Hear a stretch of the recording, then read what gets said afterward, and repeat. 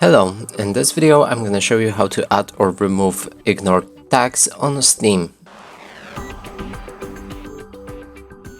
So in order to do this, we'll need to move to our store featured, then hover over your store, find preferences, now scroll down a bit and there should be a tab called tags to exclude.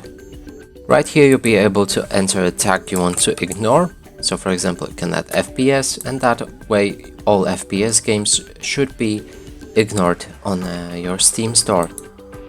Right now I'm ignoring anime, but let's add FPS again, and to remove them, click on this X button, and that's how you manage it.